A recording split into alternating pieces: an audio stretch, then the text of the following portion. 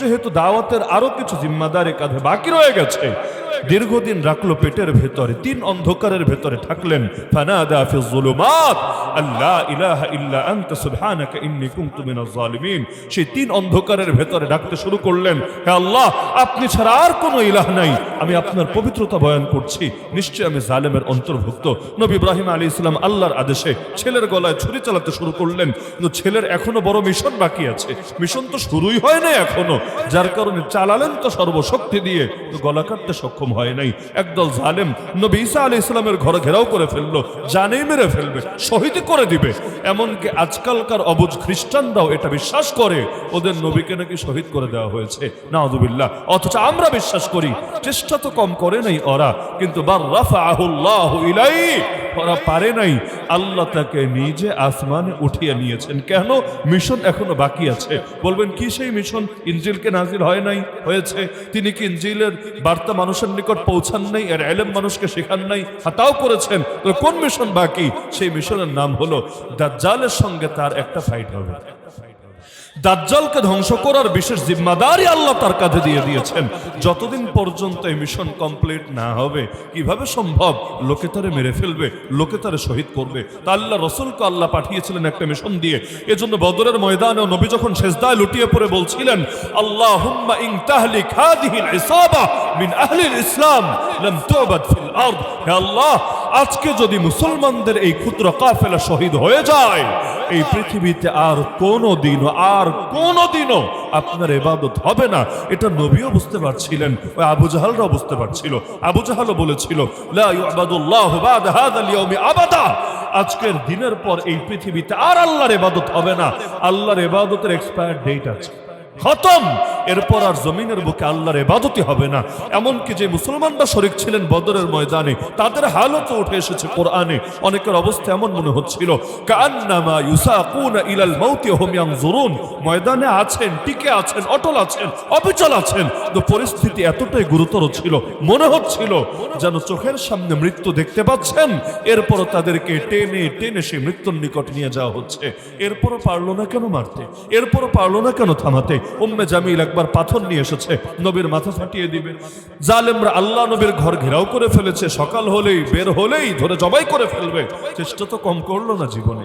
এমনকি মদিনায় যাওয়ার পর ইহুদিরা চেষ্টা করলো গুপ্ত হত্যা করবে, মুনাফিকরা চেষ্টা করলো আরও বিভিন্নভাবে ক্ষতিগ্রস্ত করবে। লেকিন মিশন যতদিন কমপ্লিট না হয়, ততদিন পর্যন্ত কেউ পারে না কিছু করতে। আল্লাহ যদি কোনো বুলেটের গায়ে নাম লিখে না রাখে, পৃথিবীর সব বুলেটের যদি সরা হয়, পারে না প্রভাব বিস্তার করতে। তো বিষ ঢুকে গিয়েছিল 7ম হিজরিতে, কিন্তু আল্লাহ বিষকে বলেছিলেন, থেমে যা বিষ, এখনো মিশন বাকি আছে, শরীরে থাক, বের হওয়ার দরকার নেই। কারণ আমার হাবিব আমার কাছে শহীদি মৃত্যুর দোয়া করেছে, তুই বের হয়ে গেলে আমার হাবিবের দিলের চাওয়াটা পূরণ হবে কিভাবে? সুতরাং আমি তার শহীদি মৃত্যুর দোয়াও কবুল করব, পাশাপাশি আমি তাকে দিয়ে আমার বাকি মিশনও কমপ্লিট করায় দেব। দুইটাই।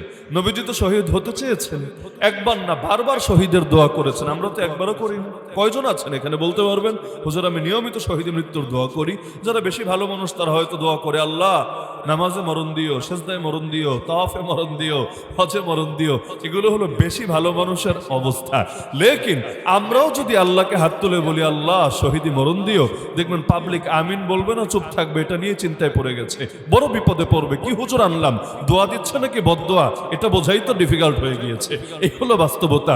অথচ ওমর রাদিয়াল্লাহু আনহু নিয়মিত দোয়া করতেন, বুখারীতে আছে, আল্লাহুম্মা রযুকনি শাহাদাতান ফি সাবিলিক, হে আল্লাহ আমাকে আপনার রাস্তায় শহীদি মরণ দেন, শহীদি মরণ দেন। নবীজি বলতেন, লাওয়াদিতু, আয় আল্লাহ আমার বড় ইচ্ছা হয় আন্নী আগজু ফি সাবিলিল্লাহি ফাউকতাল। বিভিন্ন রিওয়ায়াতে আছে, বুখারীর মধ্যে এই বাক্য আছে, আয় আল্লাহ আমার বড় ইচ্ছা হয় তোমার রাস্তায় জিহাদ করব, এরপর শহীদ হব, সুম্মা হিয়া সুম্মা উকতাল, এরপর আবার জীবন দিব, আবার শহীদ হব, সুম্মা হিয়া সুম্মা উকতাল, এরপর আবার জীবন দিব, আবার শহীদ হব, সুম্মা হিয়া সুম্মা উকতাল, এরপর আবার জীবন দিব, আবার শহীদ হব। মানে শাহাদাতে তৃপ্তি মেটে না, শাহাদাতে তৃপ্তি মেটে না। নবীর চাইতে কে ভালো জানে দুনিয়ার জীবন একটাই, দ্বিতীয় চান্স আল্লাহ কাউকেই দিবেন না, তার চাইতে কে ভালো জানেন। কিন্তু কোন পর্যায়ের মহাব্বত থাকলে বলেন আল্লাহ একবার না বারবার বারবার বারবার শহীদি মরণ দিও। দোয়া তো কবুল, নবীর দোয়া কবুল হবে না তো কাটটা হবে। এজন্য জন্য বিষ ঠিকই দেহে রয়ে গেছে, কিন্তু বিষ তখনই প্রভাব বিস্তার করতে পারে নাই, পেরেছে। এর এতগুলো বছর পরে গিয়ে 11 হিজরির রবিউল আউয়াল মাসে আল্লাহর আদেশ যখন নেমে এসেছে, তখন সেই বিষের আঘাতে নবী শহীদ হয়েছেন। এজন্য আমাদের আকীদা এটাই, আল্লাহ রাসূল সাল্লাল্লাহু আলাইহি ওয়াসাল্লাম তিনি শহীদ ছিলেন, আমরা শহীদ নবীর শহীদ উম্মত ইনশাআল্লাহ। নবী শহীদ এটা তো নিশ্চিতই, বাকি আল্লাহ যদি আমাদেরও কবুল করেন ইনশাআল্লাহ মুজাহিদ নবীর মুজাহিদ উম্মত হব, শহীদ নবীর শহীদ উম্মত হব।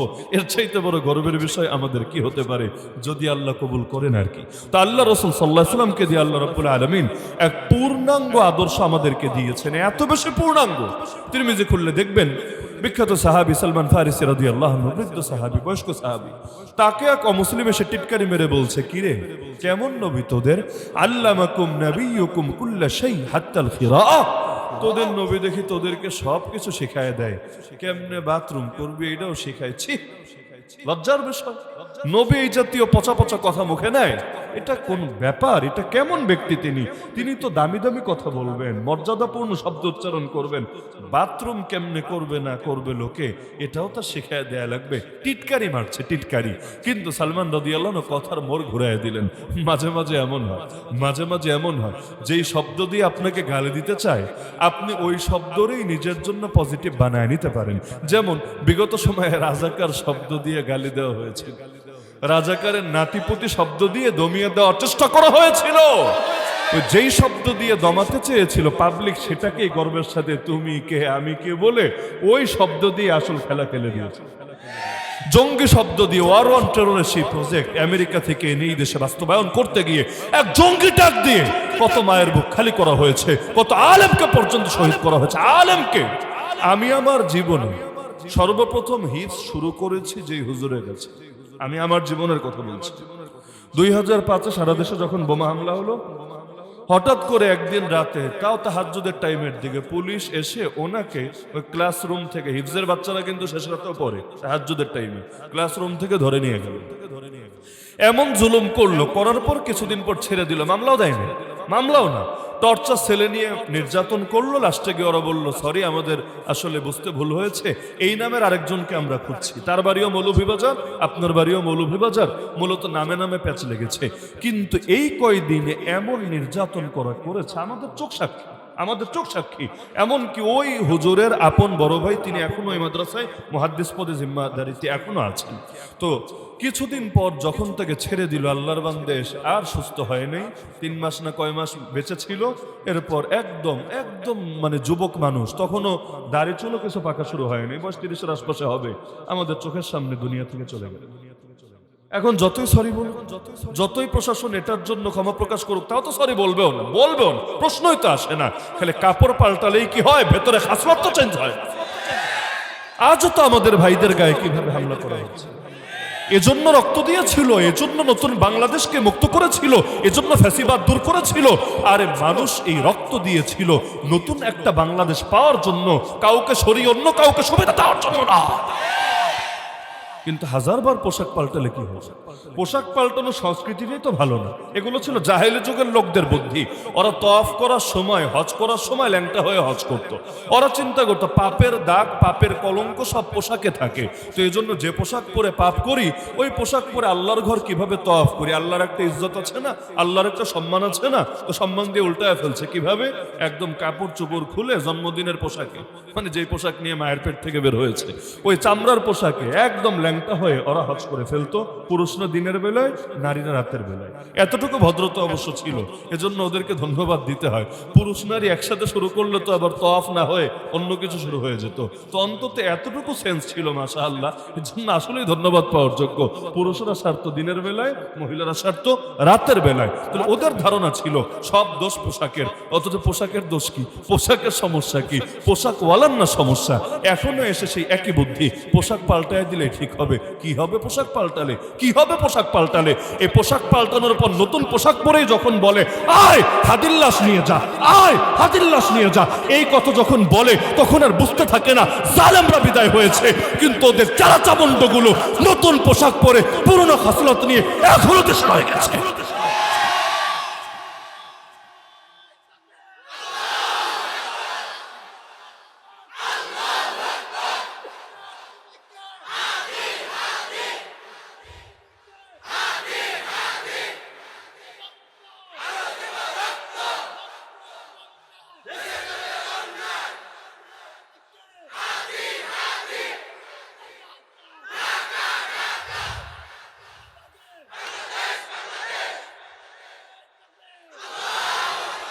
কখনোই ভাববেন না যে লড়াই শেষ হয়ে গিয়েছে। হাদিসের মধ্যে আছে প্রত্যেক পরবর্তী দিন আগের দিনের চাইতে খারাপ হবে। নবীর হাদিস সত্য না মিথ্যা? নিঃসন্দেহে সত্য, নিঃসন্দেহে। কিন্তু এক ইমাম জিজ্ঞেস করলেন তার উস্তাদকে, হযরত তাহলে মাঝে মাঝে যে একটু বিরল ব্যতিক্রম দেখি, যেমন ইয়াজিদের মতো জালেমের পরে ওমর বিন আব্দুল আজিজের মতো ভালো শাসক তো পেয়েছি, এটা কিভাবে? হাদিস তো অবশ্যই সত্য, কিন্তু এটা আমাদের লজিক অনুসারে তো বুঝতে তো হবে। এখন ওমর বিন আব্দুল আজিজ আসলে ইয়াজিদের পরে, এটা কিভাবে ব্যাখ্যা করব? তিনি এমন সুন্দর ব্যাখ্যা করলেন, তিনি বললেন, আরে আল্লাহ মাঝে মাঝে শ্বাস ফেলার জন্য একটু অবসর দিয়ে দেন। ওই বক্সিং যখন খেলা হয় অথবা যে কোনো মারামারির খেলাও হয়, পুরো টাইম কিন্তু টানা হয় না। মনে করেন 30 মিনিটের খেলা হবে, 10 রাউন্ড 3 মিনিট করে, ওই প্রত্যেক 3 মিনিট পরে একটু জিরাও, একটু 1 মিনিট রেস্ট নাও, একটু শ্বাসটা ফেলো। আল্লাহ রাব্বুল আলামিন মাঝে মাঝে শ্বাস ফেলার জন্য আমাদেরকে একটু সুযোগ দেন। কিন্তু ভাববেন না লড়াই থেমে গেছে, রক্তের দাগ এখনো শুকায় নাই। এখনো যদি এই পরিস্থিতি হয়, আগামী দিনে কি হতে পারে একবার চিন্তা করো। আল্লাহ হেফাজত করুক। আল্লাহ আমাদেরকে দুনিয়ার এই পরীক্ষাগুলো থেকেও মুক্ত রাখুক। আর যদি পরীক্ষায় ফেলেনো, সেই পরীক্ষায় পাশ করার তৌফিকও আল্লাহ নিজেই দান করুক। তো বলছিলাম আল্লাহ রাব্বুল আলামিন তার রাসূলের মাধ্যমে যে পূর্ণাঙ্গ আদর্শ পাঠিয়েছেন, তো সালমান রাদিয়াল্লাহু আনহুকে টিটকারি মেরে বলছে, তোদের নবী দেখি তোদেরকে সব শেখায়, কিভাবে বাথরুম করবে সেটাও শেখায়।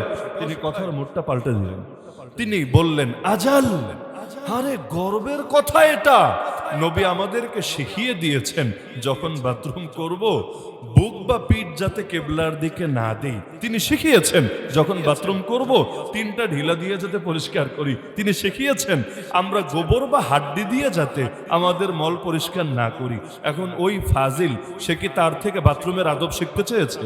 চায় নাই, সে তো পচাতে চেয়েছে। কিন্তু তিনি এক লেকচার দিয়েছেন, শোন বাথরুম করার আদব কি কি। মোটামুটি এক লেকচারের মধ্যে এইটা সুন্নত, ওইটা উচিত, এইটা অনুচিত, বিশাল লেকচার দিয়েছেন। ও তো পুরোই বোকা হয়ে গেছে। কিরে পচানোর জন্য বললাম, আর সে আমারই লেকচার দেওয়া শুরু করলো। কাহিনী কি? কাহিনী হলো তিনি বুঝিয়ে দিলেন, হ্যাঁ ইসলাম এতটাই পরিপূর্ণ, কিভাবে বাথরুম করবা ওই শিক্ষাটাও বাদ রাখে নাই। ওইটা যদি বাদ রাখতো লোকে বলতো আল্লাহ তো মিথ্যা বলেছেন, আল্লাহ বললেন পরিপূর্ণ। কই, বাথরুমের শিক্ষা তো ইসলামের ভেতর নাই। এজন্য কোনো কিছু বাদ রাখে নাই। কিভাবে বাথরুম করবেন সেটাও শিখিয়েছে, কিভাবে দাঁত পরিষ্কার করবেন সেটাও শিখিয়েছে, কিভাবে কাপড় চোপড় পরবেন সেটাও শিখিয়েছে, কিভাবে স্ত্রীর সাথে মেলামেশা করবেন সেটাও শিখিয়েছে। কি শেখায় না ইসলাম? একদম ব্যক্তি জীবনের সূক্ষ্ম থেকে সূক্ষ্ম প্রতিটা বিষয় পর্যন্ত এমন সবক দিয়ে দিয়েছে যার চাইতে উত্তম সবক হতেই পারে না। খাবেন কিভাবে, হাসবেন কিভাবে, কথা বলবেন কিভাবে, বসবেন কিভাবে, চলবেন কিভাবে, ব্যবসা করবেন কিভাবে, গোলামি করবেন কিভাবে, কি শেখায় না ইসলাম? তো যেই ইসলাম ব্যক্তি জীবনের এমন এমন সূক্ষ্ম বিষয়গুলো শেখাতে পারে, ওই ইসলাম জাতীয় বড় বড় বিষয়গুলো শেখাবে না ভাবলেন কিভাবে? সূক্ষ্ম জিনিসে যে ছাড়ে না, বড় জিনিস ছাড়ে কিভাবে? আল্লাহ নবীর হাদিসের মধ্যে আছে, মা মিন শাইইন ইউকাররিবুকুম মিনাল জান্নাহ ওয়া ইউবাইদুকুম আনিন নার ইল্লা কাদ বুয়িনা লাকুম। উম্মত শোনো, এমন কোন জিনিস নাই যেটা তোমাদেরকে জান্নাতের নিকটে পৌঁছাবে এবং জাহান্নাম থেকে দূরে রাখবে, কিন্তু সেটা তোমাদেরকে খুলে খুলে বয়ান করে দেওয়া হয় নাই। নবীজি বলছেন এমন একটা জিনিসও নাই। তাহলে সবই পরিপূর্ণ করেছেন। ইসলাম যদি পরিপূর্ণ হয়, ইসলামের রাজনৈতিক শিক্ষা, অর্থনৈতিক শিক্ষা, বিচারাচারের শিক্ষা, আইন কানুনের শিক্ষা, সভ্যতার শিক্ষা, সংস্কৃতির শিক্ষা, সবকিছু থাকবে নাকি থাকবে না? কেউ যদি পুরোটা মানে তারই মুসলিম শব্দে অভিহিত করা যাবে, কারণ মুসলিম মানে হলো আত্মসমর্পণকারী। আত্মসমর্পণ বুঝেন? আমি যখন নিজেকে সারেন্ডার করব, মনে করেন আমি ওয়ান্টেড, আমাকে বহুদিন ধরে খুঁজে বেড়াচ্ছে, আমি গিয়ে এখন কোর্টে আত্মসমর্পণ করলাম। যখন করেই ফেলবো আত্মসমর্পণ, তখন আমার ইচ্ছায় চলবে না বিচারকের ইচ্ছায় চলবে? আমি যদি বলি না আমি বাড়ি যাব, আগামীকাল আমার মেয়ের বিয়ে হবে, বিচারকের জন্য এটা বিষয় না, আমার ইচ্ছায় সে প্রভাবিত হবে এমন না। বরঞ্চ সে যদি জেলে পাঠাতে চায় জেলে যেতে বাধ্য, সে যদি রিমান্ডে পাঠাতে চায় রিমান্ডে যেতে বাধ্য, সে যদি জামিন দেয় মাশাআল্লাহ এটা আমার সৌভাগ্য, সে যদি ফাঁসির রায় দিয়ে দেয় তাও কিছু করার নেই, ওইটা মেনে নিতে আমি বাধ্য। না মানলে পুলিশ আমার পিটাবে, না মানলে জোর করে আমাকে মানায়া ছাড়বে। সেখানে আমার কোনো চাহিদা, আমার কোনো ইচ্ছা চলবে না। ইসলাম শব্দের অর্থই হলো আত্মসমর্পণ করা। বাঙালি তো ইসলাম শব্দের অর্থও জানে না, জিজ্ঞেস করবেন বলবে শান্তি শান্তি শান্তি। ইসলাম মানে যদি শান্তি হয়, তার আসসালামু আলাইকুম না বলে আল ইসলামু আলাইকুম বলেন কালকে থেকে? আসসালামু আলাইকুম মানে তো তোমার উপর শান্তি বর্ষিত হোক, অর্থ যদি একই হয় তা সালাম বাদ দিয়ে আল ইসলাম আলাইকুম, আল ইসলাম আলাইকুম, ও আলাইকুম আল ইসলাম এগুলো বলা শুরু করেন, বলবে না না হুজুর এটা বলবো না, শব্দটা ডিফারেন্ট, শব্দ যেহেতু আলাদা অর্থ আলাদা। সালামের মধ্যে শান্তি, মুক্তি, নিরাপত্তা সব আছে, সন্দেহ নাই। ইসলাম মানেই হলো নিজের গর্দানকে ঝুঁকিয়ে দেওয়া, নিজেকে আত্মসমর্পণ করা, নিজেকে সারেন্ডার করে দেওয়া। কার সামনে? দুনিয়ার সবার সামনে না, আবার সবার সামনে না, মানুষ হয়ে মানুষের সামনে সারেন্ডার করলে এটাকে ইসলাম বলা হবে না। এজন্যই বিখ্যাত সাহাবী রিবিআ ইবনে আমির রাদিয়াল্লাহু আনহু, বিখ্যাত এজন্য বলছি, ওনাকে ইতিহাস এই হাদিসটা দিয়েই চেনে, এর বাইরে ওনার জিন্দেগির ওই বড়সড় কারনামা আপনি তেমন কিছু খুঁজে পাবেন না। কিন্তু আল্লাহর বান্দা এমন সাহস দেখালেন, সেনাপতি রুস্তমের সামনে, পারস্যের প্রসিদ্ধ সেনাপতি রুস্তমের সামনে দাঁড়িয়ে বললেন, আল্লাহু ইবতাআসানা লিনুখরিজা মান শাআ মিন ইবাদাতিল ইবাদ ইলা ইবাদাতি রাব্বিল ইবাদ ওয়া মিন যিকিদ দুনিয়া ইলা সাআতিহা ওয়া মিন জাওরিল আদিয়ান ইলা আদলিল ইসলাম। পারস্যের সেনাপতি রুস্তম জিজ্ঞেস করলো, কি রে তোরা এই কয়েকজন নিয়ে চলে আসলি আমাদের বিরুদ্ধে যুদ্ধ করতে, কাহিনীটাকে কি চাস তোরা? পয়সা চাইলে বল, কত লাগবে দিয়ে দিচ্ছি, ভাগ, চাষটাকে ক্লিয়ার কর। তিনি বললেন, শোনো, আল্লাহ ইবতাআসানা, আমরা আসি নাই, আল্লাহ আমাদেরকে পাঠিয়েছেন। প্রথম কথাই এটা, আমরা আসি নাই, আল্লাহ আমাদেরকে পাঠিয়েছেন। বলবেন আল্লাহ আবার কিভাবে পাঠালো? উনি কি নবী ছিলেন? না, উনি নবী ছিলেন না, উনি নবী ছিলেন না। কিন্তু আল্লাহর বিধান মেনে আল্লাহর বান্দা যখন কোথাও নামে, সেটাকে নিজের দিকে নিসবত না করে আল্লাহর দিকে নিসবত করাই পারফেক্ট হবে। এজন্য দাওয়াত দিতে গেলেও বলেন আল্লাহর ঘর থেকে আল্লাহর মেহমানদেরকে আল্লাহ পাঠিয়েছেন। অনেকে এই জাতীয় শব্দ ব্যবহার করে, কারণ আল্লাহর আদেশে যখন যাচ্ছে, আমার আদেশে না। মনে করেন হুজুর কাউরে পাঠালো ওই দোকানে, তুমি যাও এই জিনিসটা নিয়ে আসো, সে গিয়ে এটা তো আর বলবে না আমি এসেছি নিজের থেকে, সেটা বলবে উস্তাদ যে আমাকে পাঠিয়েছেন, হযরত আমাকে পাঠিয়েছেন। স্বাভাবিক তো এটাই। তাহলে জিহাদের ময়দানে মুসলমান নিজের এস্কেট ঠেলায় যায় না। এস্কেট ঠেলায় জিহাদে যাওয়ার কি আছে? যে জিহাদে গেলে জানও যেতে পারে, যে জিহাদে গেলে অঙ্গহানিও হতে পারে, সবই তো বরবাদ হতে পারে। আরে ভাই, দালালি করলেই তো, চাটাচাটি করলেই তো দুনিয়াটা ভালো চলে। রিস্কে যাওয়ার দরকারটা কি? রিস্কে যাওয়ার দরকার কি? একজন চাটতে চাটতে জুতার তলাই তো ক্ষয় করে ফেলে। তাহলে এরকম চাটাচাটি করলেই তো দুনিয়া ভালো। এমনকি যদি গোলালু হতে পারেন আরো ভালো। গোলালু বুঝেন? সব তরকারির সঙ্গেই চলে, মাছের সাথেও, গোশতের সাথেও, আবার ভর্তা, ভাজি, মানে কিসে দিবেন, মাশাআল্লাহ সবকিছুতে চলে। এই জন্য দুনিয়াতে যে গোলালু হতে পারে তার কোনো দুশ্মন থাকে না, তার কোনো দুশ্মন থাকে না। আর যে গোলালু না হয়ে আদর্শ নিয়ে চলতে চায়, সে নবী হলেও এই পৃথিবী তার শান্তিতে থাকতে দেয় না। এমন একজন নবী বলেন যে নবীর দুশ্মন ছিল না? বলেন আমাকে, বলেন। আল্লাহ নিজে বলেন, ওয়াকাযালিকা জাআলনা লিকুল্লি নাবিয়্যিন আদুওয়াম মিনাল মুজরিমিন। আরবি যারা জানেন বোঝার কথা, কুল এই শব্দের অর্থই হলো প্রত্যেক, এভরি। আল্লাহ বলে দিচ্ছেন প্রত্যেক নবীর জন্য আমি আল্লাহ দুশমন রেখেছি, আমি আল্লাহ দুশমন রেখেছি। বলবেন কেন?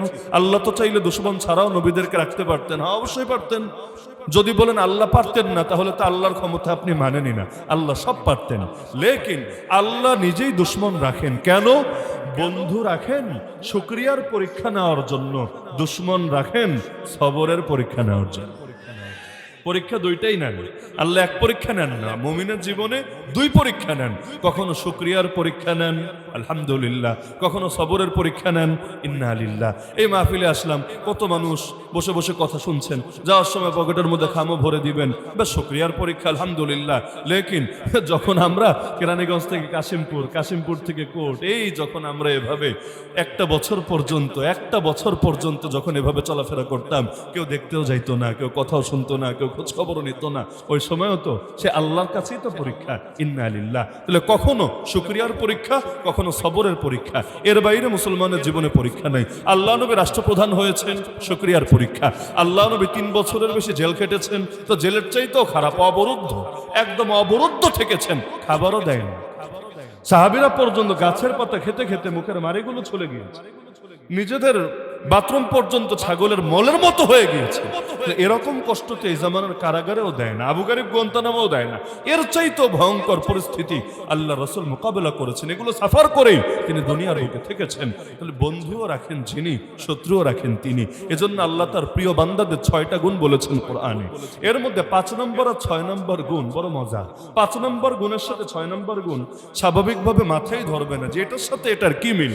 আল্লাহ 5 নম্বরে বললেন, ইউজাহিদুনা মুজাহিদুনা ফি সাবিলিল্লাহ, আমার প্রিয় বান্দারা আল্লাহর পথে জিহাদ করে যায়, ওয়ালা ইয়াখাফুনা লাউমাতা লাইম, 6 নম্বর গুণ, আর তারা কোনো নিন্দুকের নিন্দার পরোয়া করে না। আপনি বলবেন কিসের সাথে কি? জিহাদের সাথে নিন্দুকের নিন্দা পরোয়া করা না করার কি সম্পর্ক? জিহাদের সাথে অন্য কিছু বলতে পারতো, যে জিহাদে তার আল্লাহর পথে জিহাদ করে, বেশি বেশি নামাজ পড়ে, বেশি বেশি রোজা রাখে, বেশি বেশি জিকির আজকার করে, বেশি বেশি নফস দমনের চেষ্টা করে, এগুলো কিছু না। আল্লাহ মাত্র 6টা গুণের কথা বললেন, বেশি না, মাত্র 6টা। এর মধ্যে 5 নম্বরে জিহাদ আর 6 নম্বরে নিন্দুকের নিন্দাকে পরোয়া না করা। আপনি বলবেন এটা এত গুরুত্বপূর্ণ কেন হলো? এটা মুরব্বীরা কিভাবে বুঝবেন জানি না, কিন্তু যুবকরা প্রত্যেকে ভালো বোঝার কথা। যারা আমাদের মতো মাদ্রাসায় মাদ্রাসায় বড় হন নাই, অন্য পরিবেশে থাকেন, স্কুল কলেজ ভার্সিটিতেই থাকেন, আমাদের জন্য মুখের দাড়ি রাখা যতটা সহজ, আপনার জন্য ঠিক ততটাই কঠিন। আমাদের জন্য এই জাতীয় সুন্নতি লেবাস পরা যতটা সহজ, আমরা এটা পড়লেই মানুষ ভালো বলবে, না পড়লে খারাপ বলবে, অথচ আপনার জন্য উল্টা। আজকে যদি দাঁড়িয়ে রেখে পাঞ্জাবি লাগিয়ে চলা শুরু করেন, আপনার ক্লোজ ফ্রেন্ডই বলবে, কি রে, কোন জঙ্গিদের ফাঁদে পা দিলি না তো? টিটকারি মারে না? এমনকি ঘরের বউ পর্যন্ত কতজনকে ভালো হতে দিতে চায় না, ভালো হয়ে চলতে চায়, বউ কথায় কথায় টিটকারি মারে। আরে তুমি যদি মোল্লা হবা তো মোল্লা বিয়া করলেই পারতাম। আছে এমন বহুত অভিজ্ঞতা তো মানুষ শেয়ার করে এসে পরামর্শের জন্য আমাদের সাথে, যে তুমি যদি দাঁড়িয়ে রেখা এভাবে সুন্দরবন বানাবা আর একদম হুজুর সাইজা সব ব্যাংকের চাকরি টাকরি এগুলো ছেড়ে কষ্টের জীবনে তুমি আসবা, তাহলে মোল্লা একটা বিয়া করলেই হয়তো, তোমার হুদাই বিয়া করা কি দরকার ছিল? এগুলো হলো দুনিয়ার বাস্তবতা। যারা নিন্দুকের নিন্দাকে পরোয়া করে চলে, কিছুই করতে পারে না। কত নারী এমন আছে পর্দা করতে চায়, বান্ধবীদের টিটকারির কারণে পারে না। কত ছেলে এমন আছে প্র্যাকটিসিং মুসলিম হতে চায়, কিন্তু তার বাবা, তার মা, তার স্ত্রী, তার ফ্রেন্ড সার্কেল এক একজন এক এক টিটকারি মারে বলে তার আর করা হয় না। এমনকি সব বাদ দেন, আবু তালেব ইসলাম কতটুকু বুঝতো আপনি বলেন? আমি আপনি যতটা বুঝি এর চাইতে 1000 গুণ ভালো বুঝি, কোনো সন্দেহ নেই। আমি আপনি ইসলাম চিনেছি বই পড়ে, হুজুরদের মুখে শুনে, আলেমদের ওয়াজ থেকে, বাপ মায়ের মুখ থেকে জেনে। আর আবু তালেব ইসলাম শিখেছে ডাইরেক্ট নবীকে দেখে দেখে, নবীর জবান থেকে কোরআন হাদিস শুনে শুনে। এমনকি স্পষ্ট সে বলেছিল, লাউলাল মালামাতু আও হাদারু মাসাব্বাতিন লাওয়াজাদতানি সামহাম বিযাকা মুবিনা। ভাতিজা, যদি গালি খাওয়ার ভয় না থাকতো আর সমালোচনার আশঙ্কা না থাকতো, তুমি দেখতা আমি তোমার দ্বীনের জন্য কেমন স্পষ্টভাবে উৎসর্গিত হয়ে গেছে। তাহলে হলো না কেন? ওই মরার আগেও রেডি, কালেমা পড়বে, কারণ নবীজি গিয়ে বুঝাচ্ছেন, চাচা কিচ্ছু লাগবে না, জাস্ট একটা কালেমা পড়েন, কুলি আম্মি কালিমা আশফা লাকা বিহা ইনদাল্লাহ, আমি দায়িত্ব নিচ্ছি আল্লাহর কাছে আপনার জন্য সুপারিশ করব। আর কি লাগে? জান্নাতের টিকিট তো আর দুনিয়ার কেউ বেচতে পারে না। বন্ডপীরেরা পারে, সেটা ভিন্ন আলাপ। আবার বাংলাদেশে জান্নাতের টিকিটের চাইতে জাহান্নামের টিকিটটা একটু বেশি সেল হয়।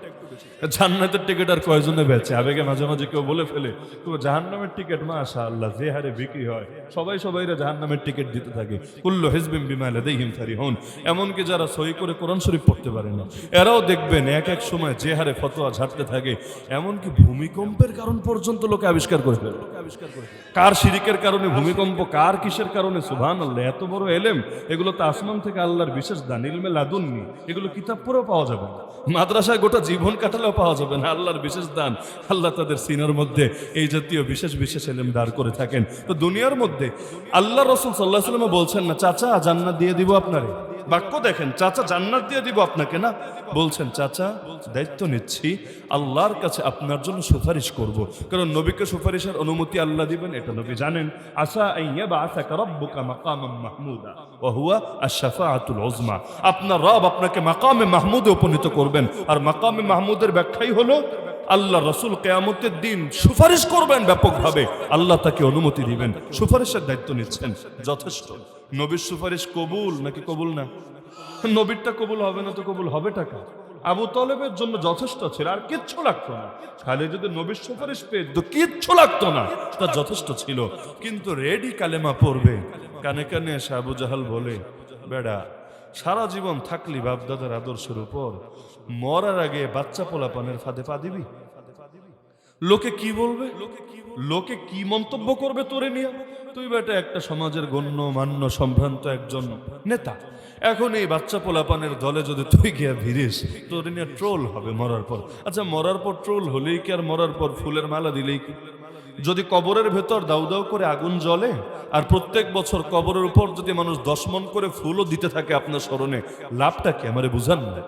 এই যে আজীব আজীব তামাশা চলে, গিয়া ফুল দেয়, অথবা কেউ মরলে 1 মিনিট দাঁড়ায় নীরবতা পালন করে। 1 মিনিট না ভাই, 10 মিনিট যদি দাঁড়ায় থাকেন, এমনকি মাথা নিচে দিয়া ঠ্যাং উপরে দিয়েও যদি 10 মিনিট আপনি দাঁড়ায় নীরবতা পালন করেন, এর দ্বারা মাইয়েতের লাভটা কি? আমার ধর্ম বা বিজ্ঞান যে কোনো একটা দিয়ে অন্তত বুঝান।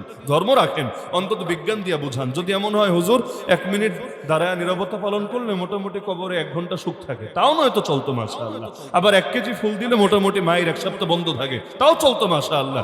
লেকিন না ধর্ম না বিজ্ঞান কিছু না, কিন্তু কুসংস্কার ঠিকই বাংলাদেশে চলে নাকি চলে না?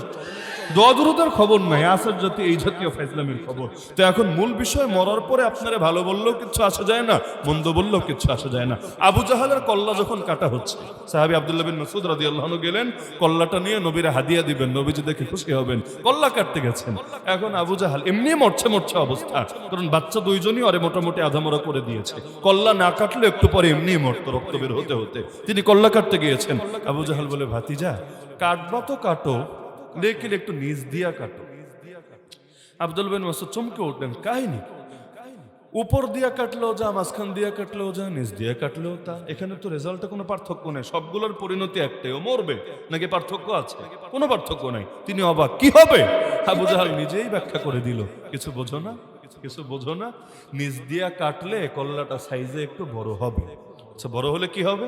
ওই সবগুলো কল্লা যখন নিয়ে একসাথে রাখা হবে, ও তো আর একা মরে নাই, আরো তো মরেছে, সব কল্লা নিয়ে যখন একসাথে রাখা হবে, দূর থেকে ফোকাসে আসবে, ভাইরাল হতে পারবে মরার পরে। নবীজি বলেন, যে আসাবিয়াতের দিকে ডাকে, যে আসাবিয়াতের উপর লড়াই করে, যে আসাবিয়াতের উপর মরে, এরা সব কয়টা যাবে জাহান্নামে। আসাবিয়াত মানে দলান্ধতা, কোনো দলান্ধতার সুযোগ নেই ইসলামে। আল্লাহ রাসূল কি ইহুদিরা চিনেছে, মানে নাই কেন? শুধুমাত্র দলান্ধতার কারণে। কেমন দলান্ধতা? নবী এক বংশে, ওরা আরেক বংশে। এখন এক বংশের লোক, এখন অবশ্য বংশের ব্যাপার স্যাপার এত সিরিয়াস নাই বাংলাদেশে, এমনকি কার বংশ কি অনেকে বলতেই পারবে না, নামের শেষে এখন আর বংশ টংশ মানুষ লাগায় না, এক এক সময় এক এক ট্রেন্ড থাকে আর কি। তো ওই সময় বংশের বিষয়টা এতটা জটিল ছিল, আল্লাহ নবীকে চেনার পরও, জানার পরও, বোঝার পর, এমনকি মজার বিষয় অপেক্ষায় থাকার পরও ওরা যুগ যুগ ধরে অপেক্ষায় ছিল, কবে আসবে পয়গম্বর, কবে আসবে আখিরি নবী। যেই মাত্র দেখলো এসেছে তো গেছে, এসে তো গেছে, লেকিন বংশটা আলাদা। ওরা ইসহাক নবীর বংশের, আর আমার নবী ইসমাইল নবীর বংশের। অথচ ইসহাক নবীর বাপের নাম ইব্রাহিম আলাইহিস সালাম, ইসমাইল নবীর বাপের নাম ইব্রাহিম আলাইহিস সালাম। তার মানে ইব্রাহিম নবীতে গিয়ে সব একাকার হয়ে গেছে, কিন্তু সৎ ভাই। কারণ ইসহাক নবীর মায়ের নাম সারা, আর ইসমাইল নবীর মায়ের নাম হাজেরা, মা আলাদা, বাপ কিন্তু একই। তাহলে ওই সৎ ভাইয়ের বংশে আসলো কেন? তারে যদি মেনেই নেই, আমাদের তো জাত যাবে, আমাদের তো জাত যাবে। এই জন্য চেনার পরও, জানার পরও, বোঝার পরও কতটা চিন্তা। আল্লাহ নিজে বলেছেন, আল্লাহ সত্য বলেন না মিথ্যা বলেন? আল্লাহ নিজে বলছেন, আল্লাযীনা আতাইনাহুমুল কিতাবা ইয়ারিফুনাহু কামা ইয়ারিফুনা আবনাআহুম। পূর্বে যাদেরকে কিতাব দিয়েছিলাম, তাওরাত হোক, জবুর হোক, ইনজিল হোক, ওরা নবীকে ঠিক সেভাবে চেনে যেভাবে নিজের পুত্র সন্তানকে চেনে। কন্যার কথাও বলেন নাই, কারণ আপনারা জানেন ওই যুগে কন্যা নিয়ে একটু অ্যালার্জি ছিল ওদের গায়ে, জ্যান্ত দাফন পর্যন্ত করে ফেলতো। এজন্য কন্যা শব্দ আল্লাহ ব্যবহার করেন নাই। পুত্র নিয়ে ওদেরও কোনো অ্যালার্জি ছিল না। আল্লাহ বলছেন পুত্র চিনতে যেমন ওদের কষ্ট হয় না, নবীকে দেখার পর চিনতে কোনো কষ্ট হয় নাই, মানে নাই শুধুমাত্র অন্ধত্বের কারণে। এজন্য জীবনে আর কিছু পারেন বা না পারেন, আল্লাহর হস্তে কখনো দলান্ধ হবেন না ইনশাআল্লাহ। ভুল ভুলই, আমার বাপ করলেও ভুল, আমার ছেলে করলেও ভুল, আমার নেতা করলেও ভুল, আমি করলেও ভুল, কোনো সন্দেহ নাই। ভুলের পক্ষে কখনো সাফাই গাইতে যাইবেন না। ইব্রাহিম আলাইহিস সালামকে আপনি যতই মহব্বত করেন, তার বাপ আজরেও মহব্বত করতে পারবেন? নূহ আলাইহিস সালামকে যতই ভালোবাসেন, তার ছেলে কেনানের জন্য মহব্বত বরাদ্দ রাখতে পারবেন? আল্লাহ রাসূলকে যতই ভালোবাসেন, নবীর আপন চাচা আবু লাহাবের প্রেমেও গদগদ হতে পারবেন? কোনো সুযোগ নাই। এমনকি আবু লাহাবের 5টা বাচ্চা মুসলমান হয়েছিল, আলহামদুলিল্লাহ, একজন দুজন না, 5টা সন্তান মুসলমান হয়েছিল। ওরা যখন কোরআন পড়তো, সূরা লাহাব বাদ দিয়ে তো পড়তো, তাই না? কোরআন খতম দিলে সূরা লাহাব পড়া লাগতো না? তাব্বাত ইয়াদা আবি লাহাবি ওয়া তাব, স্পষ্ট বাবাকে বদদোয়া। এমনকি একটু পরে গিয়া সায়াসলা নারান যাতা লাহাবি ওয়া আমরাআতু মানে হলো আবু লাহাবের ওয়াইফ, তার মানে ওদের মা। নিজের বাবাকে নিজের মাকে জাহান্নামী বলে ঘোষণা দেওয়া, তাদেরকে বদদোয়া দেওয়া যেন কোনো ব্যাপার না, এটাও দিতে বাধ্য হয়েছে। কারণ রবের জন্য সব ছাড়া যায়, কোনো কিছুর জন্য রব ছাড়া যায় না। রবি যদি ছেড়ে দেন, মরার সময় জবান থেকে কালেমাকে বের করবে। রবকেই যদি ছেড়ে দেন, অন্ধকার কবরকে আলোকে জ্বালাবে। আরে রবকেই যদি ছেড়ে দেন, সংকীর্ণ কবরকে প্রশস্তকে করবে। রবকেই যদি ছেড়ে দেন, হাসরের ময়দানে ডান হাতে আমলনামাকে এনে দেবে। রবকেই যদি ছেড়ে দেন, মিজান নেকের পাল্লাকে ভারী করে দেবে। রবকেই যদি ছেড়ে দেন, হাউজে কাউসারের পানি আপনার মুখে তুলে দেওয়ার তৌফিকটাকে দিবে। আর রবকেই যদি ছেড়ে দেন, আরশের নিচে আপনার ছায়ের ব্যবস্থাকে করবে। রবকেই যদি ছেড়ে দেন, পুল সিরাতটাই আপনাকে কে পার করিয়ে দেবে। রবকে যদি ছেড়ে দেন, জান্নাতে আপনাকে কে প্রবেশ করিয়ে দিবে। এই জাতীয় ক্ষেত্রে দুনিয়ার কেউ আসবে না আপনার সাহায্যে, না বাপ, না মা, না নেতা, না স্ত্রী, না পৃথিবীর কেউ। এমনকি গোটা দুনিয়ার সবাই মিলে যদি চেষ্টা করে আর রব না চান, আপনার জন্য পারবে না একটা সুপারিশ করতে। সুপারিশও সবাই সবার জন্য করতে পারবে না। ওয়ালা ইয়াশফাউনা ইল্লা লিমান ইরতাদা, যার উপর আল্লাহ সন্তুষ্টি আছে, অন্তত যার ভেতর ঈমানটুকু আছে, তার জন্য সুপারিশ হবে। এর বাইরে মনে চাইলে সুপারিশের সুযোগ নাই। এজন্য ইব্রাহিম নবীর জীবনী এত কুরবানি, সুবহানাল্লাহ, ইব্রাহিম খলিলুল্লাহ। কিন্তু আল্লাহ কোরআনে সূরা মুমতাহিনা আয়াত নম্বর 4 স্পষ্ট বলেছেন, শোনো, তোমাদের জন্য ইব্রাহিমের গোটা জীবনীতে আদর্শ আছে, অনেক উত্তম আদর্শ। উসওয়াতুন হাসানা, ক্বাদ কানাত লাকুম উসওয়াতুন হাসানা ফি ইব্রাহিম ওয়াল্লাযীনা মা। কিন্তু সাবধান, সাবধান, সাবধান, যতই ইব্রাহিমকে জাতির পিতা মানো, যতই তার জীবনে উসওয়াতুন হাসানা খোঁজো, কিন্তু একটা কাজে কখনোই অনুসরণ করবা না। কি সেটা? ইল্লা কাউলা ইব্রাহিম লি আবিহি লাস্তাগফিরান্না লাক। ইব্রাহিম শুরুতে তার বাবাকে বলে ফেলেছিলেন, বাবা, আপনার জন্য আমি আল্লাহর কাছে ক্ষমা চাইব, ক্ষমা। অথচ মুসলিমের জন্য ক্ষমা চাওয়া জায়েজ আছে প্রথমে, যদিও পরে আল্লাহ সতর্ক করার পর তিনি আর বলেন নাই ফালাম্মা তাবায়্যানা লাহু আন্নাহু আদুউল লিল্লাহি তাবাররা মিন। কোরআনে আছে, যখন তার সামনে স্পষ্ট হয়ে গেছে এটা আল্লাহর দুশমন, আর আল্লাহর দুশমনের জন্য আল্লাহর কাছে ক্ষমাও চাওয়া যায় না। কারণ বাপও যদি বেঈমান হয়, মরার পর তার জানাজাও পড়া হারাম, হারাম, হারাম। কি জানেন তো মাসালা? বাংলাদেশে এমন লোকেরও জানাজা হয় যে সারা জীবন নবীরে গালি দিয়ে গেছে, এবং ওই গালির কারণেই পাবলিক খেপে গিয়ে ওরে দুনিয়া থেকে বিদায় করেছে। ওই রকম লোকের জানাজা হওয়ার রেকর্ডও, রেকর্ড বললে ভুল হবে, কলঙ্ক এই জাতির কপালে আছে, ঢাকা শহরে আছে। এমনকি যিনি পড়িয়েছেন তাকে যখন জিজ্ঞেস করা হলো কিভাবে পারলেন, কিভাবে পারলেন, যেটা নবীকে আল্লাহ অনুমতি দেয় নাই। কোরআনে স্পষ্ট আছে নবীর জন্যই জায়েজ নাই, মা কানা লিন নবী, স্পষ্ট কথা, নবীর জন্যই জায়েজ নাই, মুমিনদের জন্য জায়েজ নাই। ইস্তাগফিরু লিল মুশরিকিন ওয়ালাউ কানু উলি কুরবা। তাহলে সেখানে আপনি কিভাবে পারলেন? অবশ্য না এমন কথা বলেছেন যার পরে আসলে বেশি নিন্দারও সুযোগ নেই। বলেছেন আসলে দুই সমস্যা। এক নম্বর হলো, একদিকে চাকরি তো হুমকি দিয়েছে, চাকরি গেলে যাক, সমস্যা নাই। তার একদিকে বলেছে জঙ্গি মামলা দিয়ে জেলে চালান করবে, আর ওই সময় জঙ্গি মামলা তো ডেঞ্জার। এজন্য বলেছেন যে যেহেতু জায়েজ নাই, এখন জায়েজ নাই যেটা সেটা করি কিভাবে, এজন্য উযু ছাড়া সেরে দিছি। মাশাআল্লাহ, যে উযু কইরা নামাজ পড়লে আবার কি হবে না হবে, উযু ছাড়া নামাজে দাঁড়ায়া তো দোয়া দরুদ পড়ি না, ডাইরেক্ট আল্লাহকে বলেছে আল্লাহ এই মুহূর্তে বিনা হিসাবে তাড়াতাড়ি করে জাহান্নামে ভাগায় দেবে। এখন যেহেতু ছাপ দিয়া দাঁড় করায় দিছে, কিছু করার নাই। তো এখন মাঝে মাঝে তো দুনিয়ার মধ্যে এমন পরিস্থিতি হয়, এজন্য হুজুরদের থেকে চাপ দিয়া দোয়া নিয়ে লাভ নেই। ওই জুম্মার সময় অনেক সময় দোয়ার জন্য আলাদা চাপ থাকে, আমার নিজেরও হয়েছে। এক দোয়া না করার জন্য আমার চাকরিও গিয়েছে। চাকরি শব্দটা আপনাদের বোঝার স্বার্থে বলছি, আমরা খেদমত বলি, চাকরি শব্দ আমরা বলি না। ওই ফ্যাসিবাদের আমলে আমার জুম্মা ছুটে গেছে শুধুমাত্র একদিন দোয়া না করার কারণে। একদিন চিরকুট দিয়েছে এবং এটা পরিকল্পিত ছিল, দীর্ঘদিন থেকে রাগ, এখন রাগটা ঝাড়বে কিভাবে, একটা পয়েন্ট তো লাগবে। একদিন এসে চিরকুট দিয়েছে শামীম ওসমান সাহেব, অনেক বড় তাহাজ্জুদ গুজার ছিলেন মাশাআল্লাহ। ওনার জন্য নির্বাচন সামনে রেখে, লাস্ট যে নির্বাচনটা হলো, নির্বাচনের কয়দিন আগে ইলেকশনকে সামনে রেখে যে উনি যাতে নির্বাচনে পাশ করেন এর জন্য দোয়া করতে হবে, আর আমাদের সাবেক নেত্রী, পলাতক নেত্রী শেখ হাসিনার জন্য দোয়া করতে হবে, আর তার পিতা শেখ মুজিবুর রহমান, একদম তিনজনের নাম সহ তিনজনের জন্য দোয়া করতে হবে। আমি ডাইরেক্ট বলেছি, কমিটি এসে আমাকে দিয়েছে তার পক্ষ থেকে, আমি বলেছি আমি মসজিদের মধ্যে রাজনৈতিক দোয়া করব না। রাজনৈতিক ওয়াজ নিষিদ্ধ হলে রাজনৈতিক দোয়াও নিষেধ। এমন তো না যে একটা নিষেধ আর আরেকটা বৈধ, এমন তো না। হ্যাঁ, এখন যদি অন্য কোনো দোয়া চাইতো, সুস্থতার দোয়া, অথবা মানুষের বিভিন্ন সমস্যা থাকে, মুসিবতের দোয়া, কারোর হাতটা পুড়ে গেছে, পায়ে ব্যথা পেয়েছে, এগুলোর দোয়া সেটা চলতো, কিন্তু নির্বাচনের দোয়া ডাইরেক্ট তো এটা তো আমি করতে পারবো না। মসজিদ তো কোনো দলের নেই, মসজিদ তো কোনো দলের না, আল্লাহর ঘর, এবং আল্লাহর ঘর সবার টাকা দিয়েই চলে, শুধু বিশেষ কোনো দলের না। আর যদি বিশেষ দলেরটাই করা লাগে তো বাকিদের পয়সা খান কিনলেই না, বাকিদের পয়সা নিয়েন না, শুধু তাদেরটা দিয়ে চালান, এরপর দোয়া করে উল্টায় ফেলান, সমস্যা নাই, কারণ এটা তো একটা স্বাভাবিক আছে। 100 টাকার বান্ডিল দিলে যেই রকম দোয়া হবে, 1000 টাকার বান্ডিল দিলে দোয়ার তেলের মাত্রা তো বেশি হবে, এটা তো একটা স্বাভাবিক বাস্তবতা। তো এখন যে যার নুন খায় সে তার গুণ গাইতে পারে, এটা স্বাভাবিক বটে। এজন্যই তো আলহামদুলিল্লাহ কওমি মাদ্রাসা শুরু লগ্ন থেকে এই নীতি বানিয়েছে, সরকার যে আসুক না কেন, যে আসুক, ওই হাসান বসরিও যদি আসে, আমরা কোনো সরকারের নুনও খাবো না, কোনো সরকারের গুণও গাবো না। মাশাআল্লাহ, এজন্যই এখনো পর্যন্ত কোমর সোজা করে রাখতে পেরেছে এবং চোখে চোখ রেখে পর্যন্ত কথা বলতে পারছে, কারণ নুন খাইলে গুণ গাওয়াই লাগবে, কিচ্ছু করার নেই, কিচ্ছু করার নেই। এখনো পর্যন্ত এই নীতিটা আমি এটা পছন্দ করি, অ্যাপ্রিসিয়েট করি, এই নীতিটা চিরকাল থাকা দরকার, যে আমাদের কারোটা খাওয়ারও দরকার নেই। কারণ যখন মাদ্রাসা শুরু হয়, সরকার ছিল ব্রিটিশরা, ব্রিটিশেরটা খাইলে ব্রিটিশেরটা গাওয়া লাগতো না, এরপর সরকার আসলো পাকিস্তানিরা, ওদেরটা খাইলে ওদেরটা গাওয়া লাগতো না, এরপর বাংলাদেশ হওয়ার পর বিগত সময়ে তো দেখেছেন সব জায়গায় কিভাবে দলীয়করণ হয়েছে, সব জায়গায় কোনো কিছু বাদ রাখে নাই। লেকিন এখানে পয়সা খাওয়ার ব্যাপার যদি থাকতো, এখানেও এতদিনে দলীয়করণ করে আদর্শ পাল্টে সবাই এদের দালাল বানানোর চেষ্টা শুরু করে দিত, কিন্তু দরকার তো নাই, দরকার তো নাই। তো এখন সরকারি মসজিদ যেহেতু না, আমরা তো দোয়া করতে বাধ্য না। আমাকে বললো না হুজুর, এখন এটা না করলে, আজকে তো এটা পরিকল্পিত, না করলে তো বড় ঝামেলা হবে। আমি বললাম ঝামেলার কোনো পরোয়া আমি করি না, সবকিছু আল্লাহর হাতে, কোনো সমস্যার কিছু নাই। আর যারা আমাদেরকে জেল খাটিয়েছে তাদের জন্য দোয়া আসবে কিভাবে এই মুখে?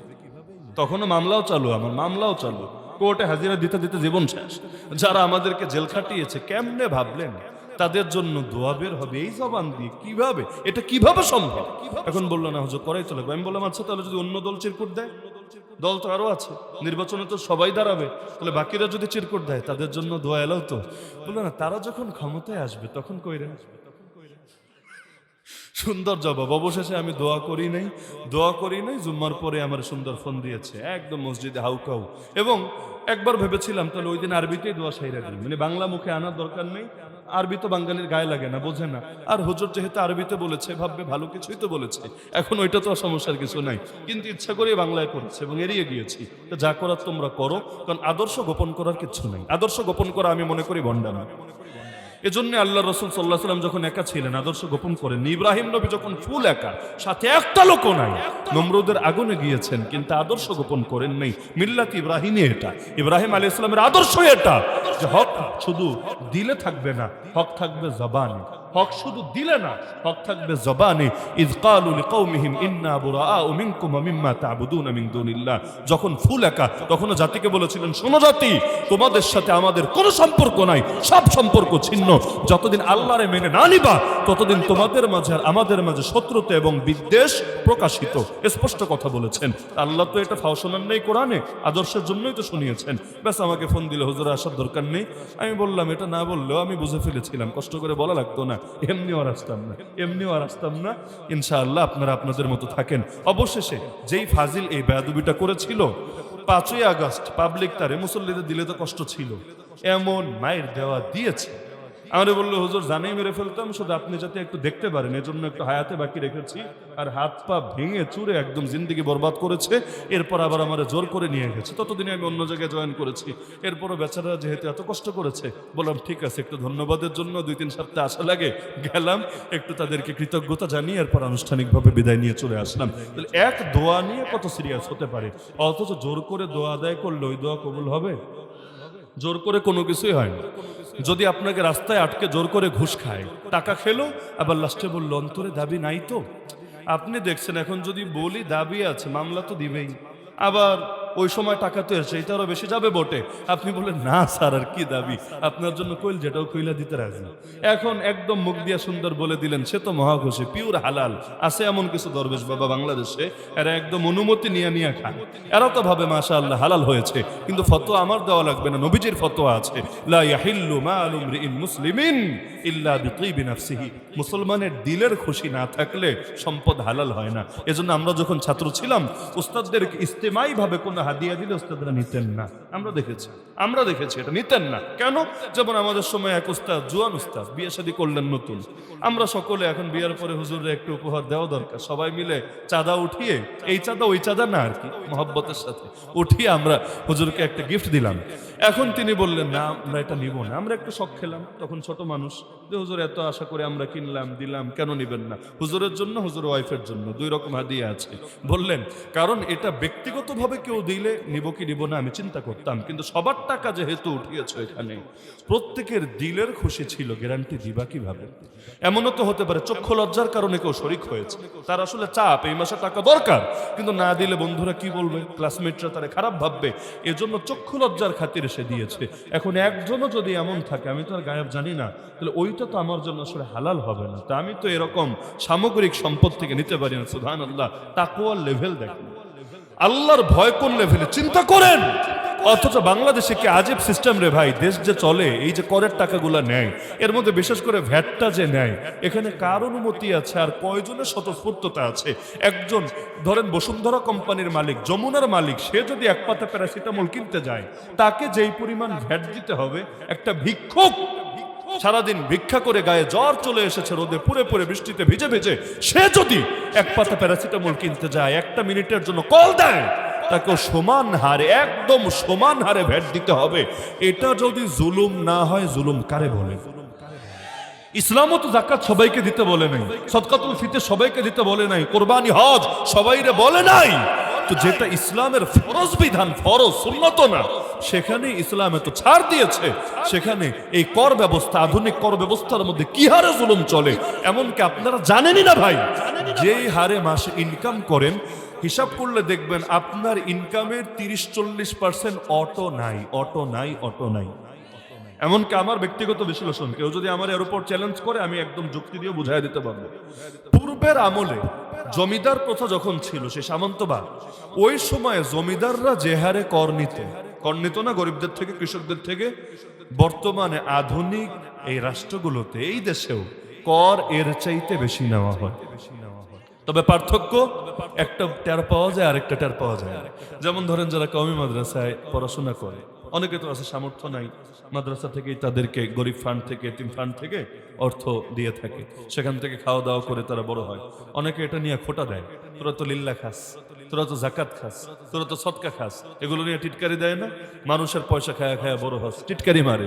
মজার বিষয় হলো, যারা সরকারি স্কুল কলেজে পড়ে, ওদের টাকা তো জিবরিল আমিন আসমান থেকে হাদিয়া নিয়ে আসে। আসমান থেকে হাদিয়া নিয়ে আসে, ওই টাকাগুলো কোত্থেকে যায়? জনগণের থেকে যায়। পার্থক্য কোথায়? পার্থক্য কওমি মাদ্রাসায় জোর করে নেওয়ার সিস্টেম নেই। জোর করে নিবে কিভাবে? জোরাজোরি ক্ষমতাই তো নাই। তো তার আহ্বান জানায়, আপনারা কেউ যদি মহাব্বতের সঙ্গে দিতে চান, 2 টাকাই হোক, 20 টাকাই হোক, 2000 টাকাই হোক, মহাব্বতের সঙ্গে দিয়ে যান। এভাবেই তো কেউ দেয়, কেউ দেয় না, কেউ জীবনে আটানাও দেয়নি, আবার কেউ প্রতি মাসে আলহামদুলিল্লাহ অনেক দেয়। আর ওইখানে কোনো অনুমতি চাওয়া নেই, সেখানে সবই শরিক আছে। ওই ভিক্ষুকের থেকে যা নিয়েছে ওইটাও আছে, মদ বেইচা যা পেয়েছে ওইটাও আছে, বেশ্যাখানা থেকে যা ইনকাম হয়েছে ওইটাও আছে, সবই মজুদ আছে সেখানে। বলে কে কারে খোটা দেয় রে ভাই? এখন যদি চালুনি চিনেন, চালুনি যদি সুরে বলে, কিরে তোর পেছনে সেদা কেন? সুয়ের পেছনে ফুটো থাকে না? চালুনি যদি টিটকারি মারে, তোর পেছনে ছিদ্র কেন? সুয়ের জন্য বিষয়টা কতটা মজার হবে। সুই বলবে, বেটা আমার পেছনে একটা ফুটা, এটাই খেলে দেখলি, তোর যে পুরোটাই ফুটা, এইটা তুই নিজে দেখলি না, নিজের খবর নাই, আর আরেকজনেরটা আসে ঠিক করতে।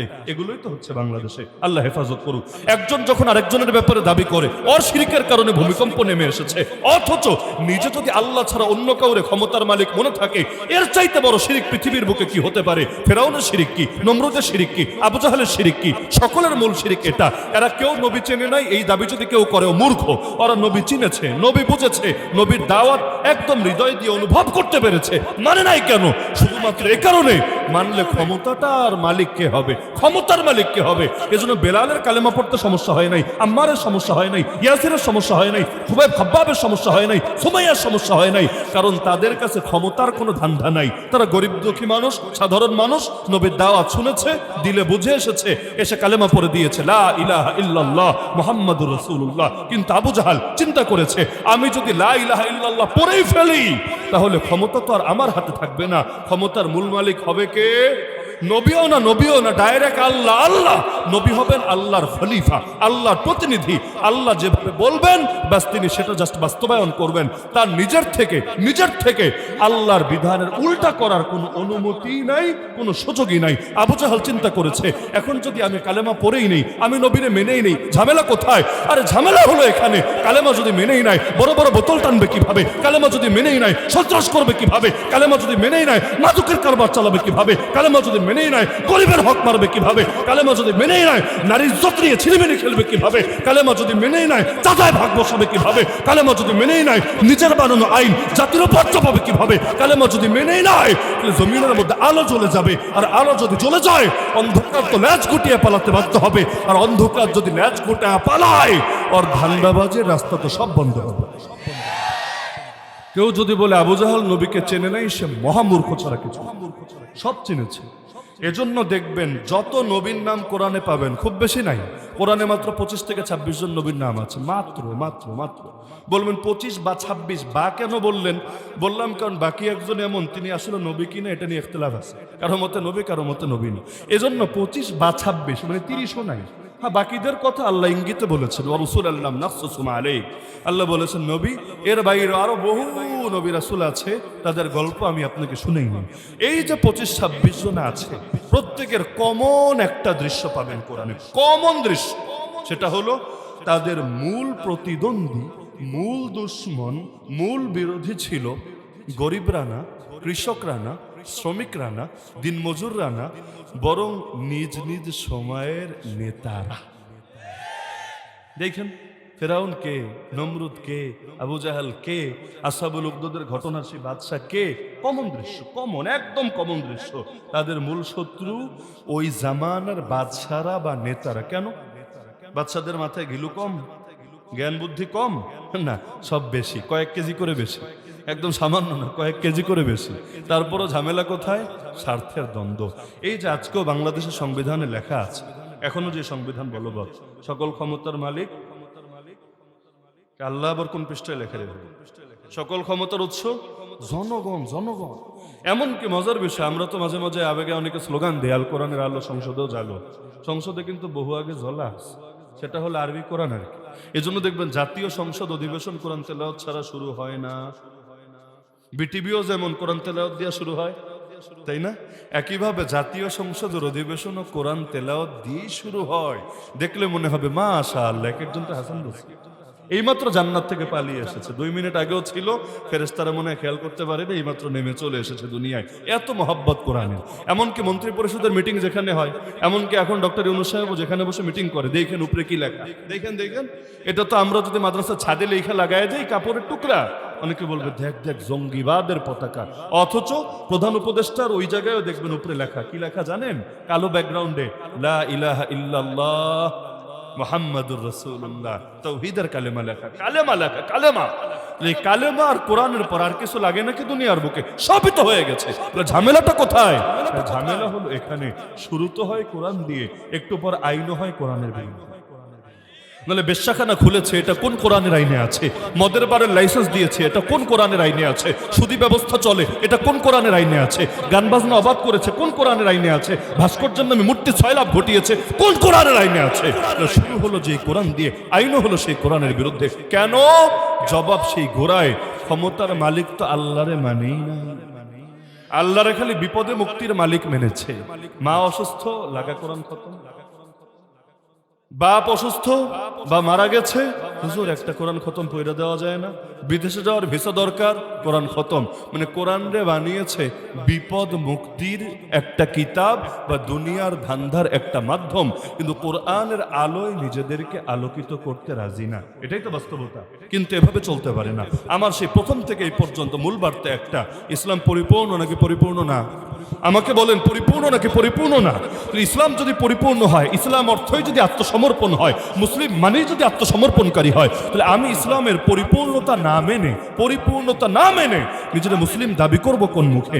এমনকি ঈমান আনার পূর্ব শর্তই হলো সব তাগুতকে না বলতে হবে। ফামান ইয়াকফুর বিত-তাগুত ওয়া ইউমিন বিল্লাহ, সূরা বাকারা আয়াত নম্বর 256, আয়াতুল কুরসির পরের আয়াত। আল্লাহ বলেন যে ব্যক্তি তাগুত বর্জন করবে এবং আল্লাহর উপর ঈমান রাখবে, একমাত্র সেই এমন মজবুত হাতল আঁকড়ে ধরেছে, যেই হাতল কোনোদিনও ভাঙবে না। সুতরাং মাথার মধ্যে এটা বসান, পূর্ণাঙ্গ ইসলামে প্রবেশ করা ছাড়া আল্লাহর কাছে মুক্তির আশাও করা যায় না। ইসলামের পূর্ণাঙ্গতা দিল থেকে মানতে রাজি আছেন তো ইনশাআল্লাহ? ইসলামের পূর্ণাঙ্গতা মানতে রাজি আছেন তো ইনশাআল্লাহ? কারণ আল্লাহই বলেছেন, ইয়া আইয়ুহাল্লাযীনা আমানু, এদিকে খেয়াল, হে ঈমানদারেরা শোনো, উদখুলু ফিস সিলমি কাফা, তোমরা ইসলামের মধ্যে আধা আধি না বরং পূর্ণাঙ্গভাবে প্রবেশ করো, পূর্ণাঙ্গভাবে। আল্লাহ যেহেতু বলেছেন পূর্ণাঙ্গভাবে, আমি আধা আধি প্রবেশ করি কিভাবে? আমার শেষ কথা সেটা হলো, ইসলামের পূর্ণাঙ্গতায় প্রবেশ করার জন্য যদি বাধা আসে, সেই বাধা দেখে দমে যাবেন, নাকি নিজের জান দিয়ে হলেও ইসলামের পরিপূর্ণতা মেনে চলবেন? এমনকি আমলে যদি দুর্বলতা থাকে, আমলে দুর্বলতা সবারই আছে, কেউ বলতে পারবে না আমলে দুর্বলতা নাই, কিন্তু আল্লাহর ওয়াস্তে ঈমানে অন্তত দুর্বলতার স্থান দিবেন না। রাজি আছেন তো এটাতে ইনশাআল্লাহ? বিশ্বাসের জায়গায় কোনো দুর্বলতা আনবেন না, ইসলামের এটা মানি ওটা মানি না, সুবিধাবাদ জিন্দাবাদ, না নাউযুবিল্লাহ, এটা যাতে না হয়, বরং ঈমানের জায়গায় থাকবে পরিপূর্ণ। আমার যে আমলে ঘাটতি আছে, অনেকে নামাজ 5 ওয়াক্ত ঠিকভাবে পড়েন না, কিন্তু ঈমান তো ছেড়ে দেওয়া যাবে না, যেই নামাজ মানি এই নামাজ মানি না, জুমা মানি যেহেতু সহজ, ফজর মানি না যেহেতু কঠিন, নাউযুবিল্লাহ, অথবা নামাজ মানি যেহেতু পয়সা লাগে না, তবে যাকাত মানি না যেহেতু পয়সা লাগে, নাউযুবিল্লাহ, এটা করা যাবে না। ঈমানের ক্ষেত্রে পরিপূর্ণ থাকতে হবে, একদম প্রতিটা ক্ষেত্রে ইসলামের পূর্ণাঙ্গতাকে মেনে চলতে হবে। এর জন্য যতই বাধা আসুক সমস্যার কিছু নাই, কারণ এই দ্বীনের জন্য আল্লাহ নবীর গালে যদি চল লাগতে পারে, আমার গাল তো নবীর গালের চাইতে বেশি দামি হয়ে যায় নাই। এই দ্বীনের জন্য আল্লাহ নবীর দাঁত যদি শহীদ হতে পারে, আমার দাঁত তো নবীর দাঁতের চাইতে বেশি দামি হয়ে যায় নাই। এই দ্বীনের জন্য আল্লাহ নবীর চেহারায় যদি থুতু মারা হতে পারে, আমার চেহারা নবীর চেহারার চাইতে বেশি দামি হয়ে যায় নাই। এই দ্বীনের জন্য আল্লাহ নবীর গলায় চাদর পেঁচিয়ে তাকে শ্বাসরুদ্ধ করে হত্যা করার চেষ্টা যদি হতে পারে, আমার গলা নবীর গলার চাইতে বেশি দামি হয়ে যায় নাই। এই দ্বীনের জন্য আল্লাহ নবীর আঙ্গুল কেটে যদি রক্ত ঝরতে পারে, আমার আঙ্গুল নবীর আঙ্গুলের চাইতে বেশি দামি হয়ে যায় নাই। এই দ্বীনের জন্য আল্লাহ নবীর পেটে যদি ক্ষুধার চালায় পাথর উঠতে পারে, আমার পেট নবীর পেটের চাইতে বেশি দামি হয়ে যায় নাই। এই দ্বীনের জন্য আল্লাহ নবী যদি 3 বছরের বেশি অবরুদ্ধ থাকতে পারে, জেল খাটতে পারে, আমার জীবন আমার সময় নবীর চাইতে বেশি দামি হয়ে যায়নি। এই দিনের জন্য আল্লাহ নবীর আপন চাচার বুক চিরে কলিজা বের করে যদি চিবিয়ে খাওয়া হতে পারে, আর আমার বাপ চাচার দাম নবীর বাপ চাচার চাইতে বেশি দামি হয়ে যায়নি। এই দিনের জন্য আল্লাহ নবী যদি দেশ ছাড়তে পারে, আমার দেশে থাকা নবীর চাইতে বেশি গুরুত্বপূর্ণ হয়ে যায় নাই। এই দিনের জন্য আল্লাহ নবী যদি কাবাও ছাড়তে পারে, কাবা আমার মসজিদ মাদ্রাসার দাম নবীর কাবার চাইতে বেশি হয়ে যায় নাই। সুতরাং এরপরও যদি আল্লাহ নবী দিন ছাড়তে না পারেন, আদর্শ ছাড়তে না পারেন, বরং আদর্শকে ধরে রাখার জন্য লড়াই চালিয়ে যেতে পারেন, আমি আদর্শ ছাড়বো কোন মুখে, আমি কম্প্রোমাইজ করব কোন দুঃখে? সুতরাং যতদিন ভেতরে প্রাণ আছে, যতদিন প্রাণে স্পন্দন আছে, যতদিন ধমনীতে রক্ত প্রবাহিত আছে, ইনশাআল্লাহ হকের পক্ষে বাতিলের বিপক্ষে আমারও লড়াই আর সংগ্রাম চলবেই চলবে, চলবেই চলবে, চলবেই চলবে।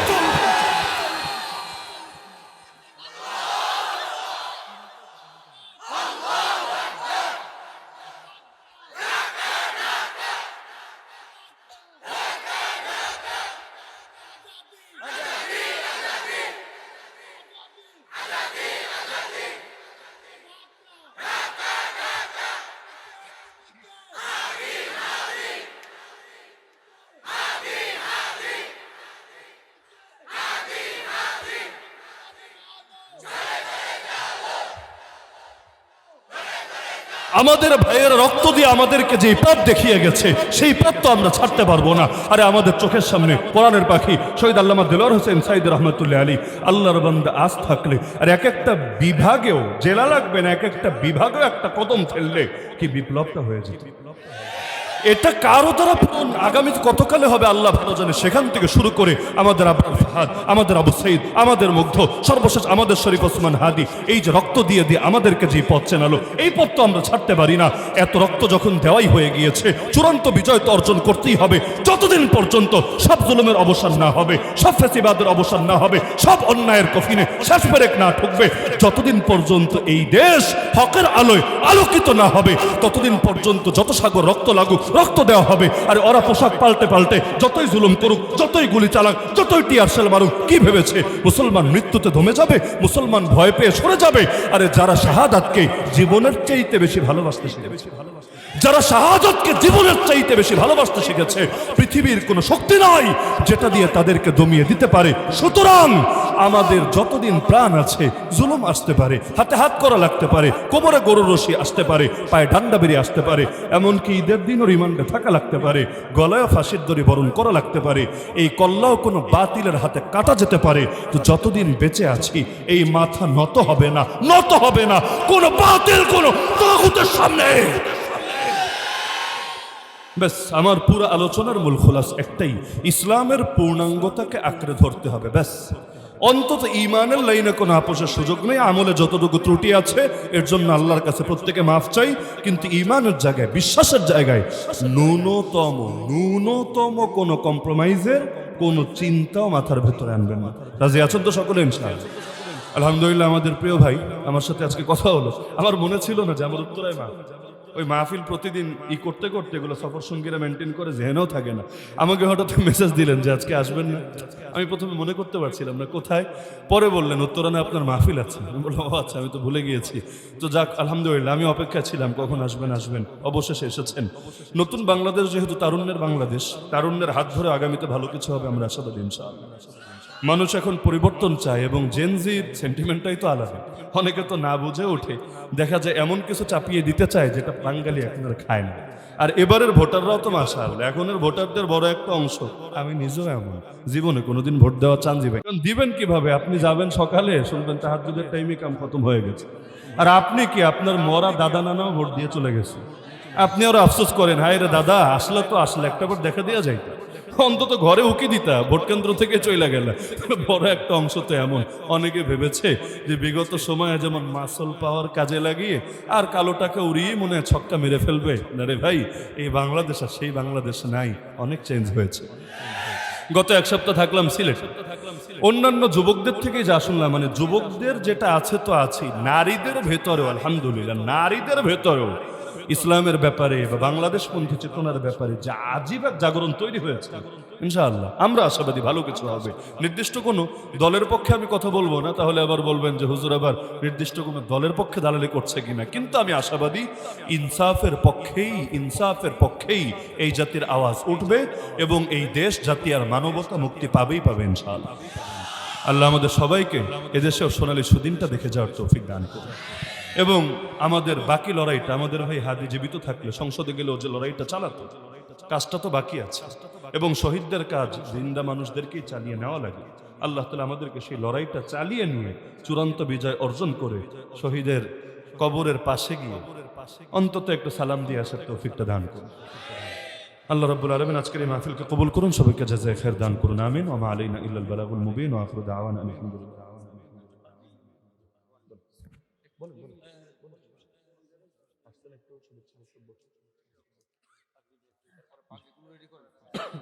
তাড়াতাড়ি করেন, পাগড়ি আনেন, ডাবল করেন।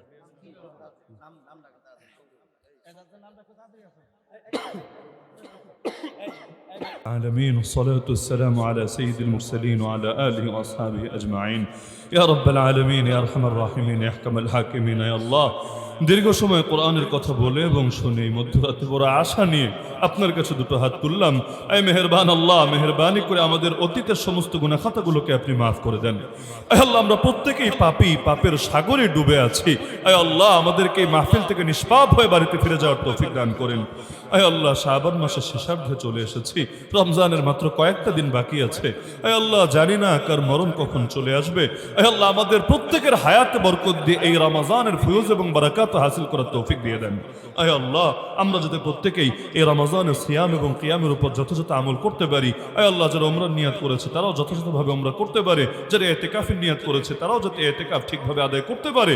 আয় আল্লাহ, সেই তৌফিক আমাদের সবাইকে আপনি দিয়ে দেন। আয় আল্লাহ, আমাদের আপনজনরা, অনেকের বাবা মা আত্মীয় স্বজনরা কবরে শুয়ে আছেন। আয় আল্লাহ, জানি না কবরবাসীরা কে কোন অবস্থায় আছেন, আপনি তো জানেন।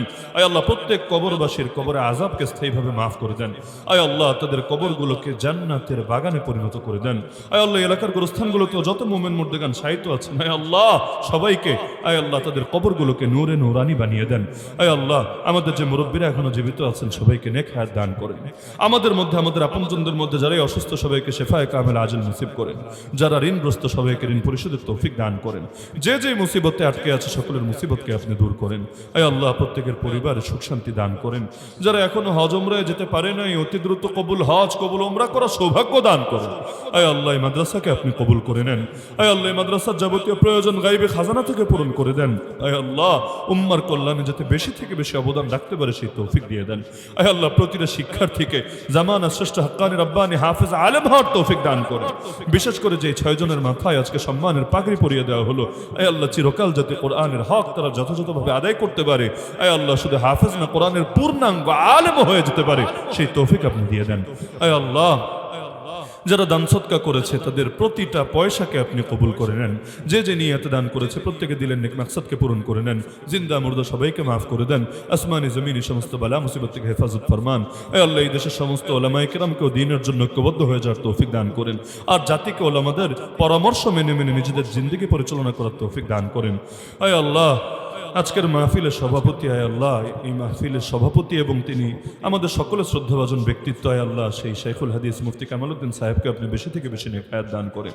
আয় আল্লাহ বিগত আমলে আল্লাহর বান্দার উপর বড় জুলুম হয়েছে, আয় আল্লাহ আপনি তার হাতে এই উত্তরাবাসীর দ্বীনের জন্য ব্যাপক অবদান রাখার এবং দ্বীনের জন্য ব্যাপক জাগরণ ঘটনার তৌফিক দান করেন। আয় আল্লাহ এক সপ্তাহের মধ্যে নির্বাচন আসছে, এই নির্বাচনকে কেন্দ্র করে যাতে সহিংসতা না হয়, আর কোনো মায়ের বুক যাতে খালি না হয়, আয় আল্লাহ আর কোনো মুসলমানের রক্ত যাতে না ঝরে সেই তৌফিক আপনি দিয়ে দেন। আয় আল্লাহ এই নির্বাচনে যারাই দেশের জন্য, জনগণের জন্য এবং আয় আল্লাহ দ্বীনের জন্য কল্যাণ করে আপনি তাদেরকে আগামী নির্বাচনে বিজয়ী হওয়ার তৌফিক দিয়ে দেন।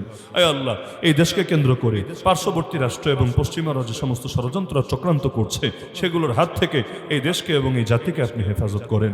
আয় আল্লাহ আমাদের সবাইকে ঐক্যবদ্ধ হয়ে আপনার দ্বীনের পথে অটল এবং অবিচল থাকার তৌফিক দান করেন। আয় আল্লাহ আমরা তো কত আরামে আছি, কিন্তু দুনিয়ার অনেক জনপদের মুসলমানরা আরামে নাই। আয় আল্লাহ নিয়মিত যুদ্ধ বিগ্রহের শিকার, বিশেষ করে ফিলিস্তিনের মুসলমান, আয় আল্লাহ তাদেরকেও আপনি নিরাপত্তা দান করেন। আমাদের মসজিদে আকসা আমাদের প্রথম কিবলাকে মুক্ত স্বাধীন করার তৌফিক দান করেন। আয় আল্লাহ যতদিন হায়াতে আছে দ্বীনের জন্য যাতে লড়াই করে যেতে পারি, বাতিলের বিরুদ্ধে সংগ্রাম চালিয়ে যেতে পারি সেই তৌফিক আমাদেরকে দান করেন। আয় আল্লাহ আমি পাপীকে শহীদি মৃত্যু দান করেন। আমার সাথে যারা আমিন বলে সবাইকে শহীদ মৃত্যু দান করেন। রক্তের শেষ বিন্দুটুকু জমিনে ঢেলে হলো আপনার দ্বীনকে যাতে বুলান্দ করে যেতে পারে সেই তৌফিক আমাদের সবাইকে আপনি দিয়ে দেন। আয় আল্লাহ ঈমান নিয়ে বাঁচার, ঈমান নিয়ে মরার সময় কালেমা পড়তে পড়তে শেষ নিঃশ্বাস ত্যাগ করার তৌফিক আমাদেরকে দান করেন। সুবহান রাব্বিকা রাব্বিল ইজ্জাতি আম্মা ইয়াসিফুন ওয়া সালামুন আলাল মুরসালিন ওয়ালহামদুলিল্লাহি রাব্বিল আলামিন বিরহমাতিকা ইয়া আরহামার রাহিমিন।